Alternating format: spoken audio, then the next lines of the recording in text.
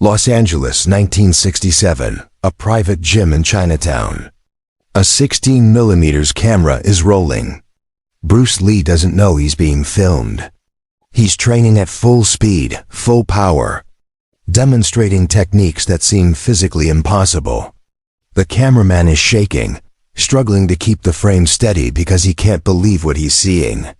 This footage will be shown to Hollywood executives exactly once. Their reaction? Destroy it. Bury it. This can never be seen. For 50 years this film was hidden. Now we know why.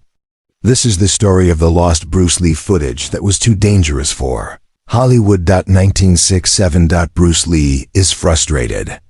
The Green Hornet TV show was canceled after one season. He's been auditioning for roles but keeps getting rejected. Not because he lacks talent, because he's Chinese. Hollywood executives tell him the same thing over and over. American audiences won't accept an Asian leading man.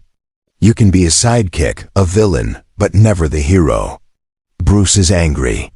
He knows he's better than every action star in Hollywood. But he can't prove it. Not yet. Then, he gets a call from William Dozier, the producer who gave him the Green Hornet role. Bruce, I'm working on a new project. A kung fu western. I think you'd be perfect for the lead. But I need to convince the studio executives. They're skeptical about you carrying a show. Can you put together a demonstration? Something I can show them? Bruce sees an opportunity. Yes, absolutely. When do you need it? Dozier thinks for a moment. I'm meeting with Warner Brothers executives in 2 weeks. If you can give me something impressive, something that shows your skill and your star quality, I can make this happen. Bruce agrees immediately. This is his chance.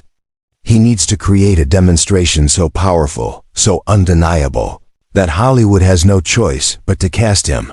Bruce decides to film a private training session. Not choreographed. Not slowed down for cameras. Real techniques at real speed with real power. He rents a small gym in Los Angeles, Chinatown. He brings his most advanced students, Dan Inosanto, Ted Wong, and a few others. He hires a cameraman, a young film student who needs money and doesn't ask questions. Just film everything, Bruce tells him. Don't stop recording no matter what happens. The session begins. Bruce warms up briefly, then goes straight into full-speed demonstrations. He shows his 1-inch punch, sending a 200-pound student flying backwards 6 feet. The cameraman zooms in on Bruce's face. Intense concentration. Then Bruce demonstrates his speed. He asks Dan Inosanto to try to block a straight punch. Dan is an accomplished martial artist with fast reflexes. Bruce punches. Dan doesn't even see it. The punch stops 1 inch from Dan's face. They try again. Same result. Dan can't react fast enough. Bruce then demonstrates his sidekick on a heavy bag. The bag, weighing 150 pounds, flies backward and nearly tears from its chain. Bruce barely seems to exert effort. His leg shoots out like a piston, then returns to chamber. Snap, power, speed. The students watching are in awe, even though they've trained with Bruce before. Seeing him at full intensity is always shocking. Next, Bruce demonstrates Chi Sao, his trapping hands technique. He asks Ted Wong to attack him with any combination of punches. Ted throws a jab-cross combination. Bruce's hands blur. He traps both of Ted's arms, controls them completely, and simultaneously strikes Ted in 3 different places: throat, solar plexus, groin. All in less than 1 second. Ted stumbles backward, overwhelmed. The camera captures everything. Then Bruce does something unexpected. He asks the cameraman to put the camera on a tripod and step back.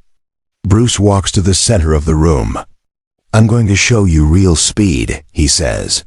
He performs a series of techniques in rapid succession. Punches, kicks, spins, jumps. The camera, filming at 24 frames per second, can't capture his movements clearly. His hands and feet literally blur on film. Later, when the footage is reviewed, multiple techniques are invisible. The film shows Bruce in one position, then suddenly in another position, with the transition completely missing. His speed exceeds the camera's capability. The entire session lasts 28 minutes. When it's finished, Bruce is barely sweating. His students are exhausted from being demonstration partners. The cameraman is shaken. "Mr. Lee, I've filmed a lot of martial artists. I've never seen anything like this. This footage is incredible." Bruce nods. "Good, develop it immediately. I need it in 2 days." 2 days later, Bruce receives the developed film. He watches it alone in his garage, using a projector. He's satisfied. This footage shows everything. His power, his speed, his technical skill, his charisma on camera. This is undeniable proof that he's ready to be a leading man. He gives the film to William Dozier. "Show them this. If they still don't cast me, they're fools." William Dozier schedules a private screening with Warner Brothers executives. 5 men in suits sit in a dark screening room. The projector rolls. For 28 minutes, they watch Bruce Lee demonstrate superhuman martial arts ability. When the lights come on, there's silence. Finally, one executive speaks. "That's the most impressive physical demonstration I've ever seen. His speed is unbelievable. His power is frightening. He's obviously incredibly skilled." Dozier smiles. "So we cast him as the lead?" The executive shakes his head. "No, absolutely not." Dozier is confused. "Why not? You just said he's impressive." The executive leans forward. "He's too impressive. If we cast Bruce Lee as the lead, every other action star in Hollywood looks like an amateur by comparison. Steve McQueen, James Coburn, all our contract actors, they all look slow and weak next to him. We can't have that. Our entire action genre depends on American audiences believing white actors are the toughest fighters on screen." Bruce Lee destroys that illusion in 28 minutes. Another executive chimes in. "Plus, he's Chinese. Middle America isn't ready for an Asian hero. They'll accept him as a sidekick, but not as the star. It's too risky. Too controversial." Dozier is frustrated. "So what do we do with this footage?" The lead executive stands up. "Nothing. We bury it. This demonstration never happened. Don't show it to anyone else. Don't let Bruce show it to other studios. If this footage gets out, it creates problems for us. Every actor in Hollywood will refuse to work with him because they don't want to be shown up." Dozier protests. "That's not fair to Bruce. He worked hard on this." The executive's tone is final. "Fair doesn't matter. Business matters. The answer is no. And tell Bruce Lee to stop being so impressive. It's hurting his career." The screening ends. The film reel is taken by the studio. Dozier is told it will be stored in the vault.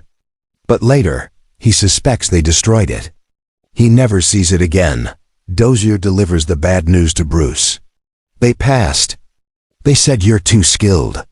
You make everyone else look bad." Bruce is devastated. "Too skilled? That's the reason?" Dozier nods sadly. "I'm sorry, Bruce. I tried." Bruce sits in silence for a long time. Then he says quietly, "They're afraid of me. Not because I'm dangerous. Because I'm better.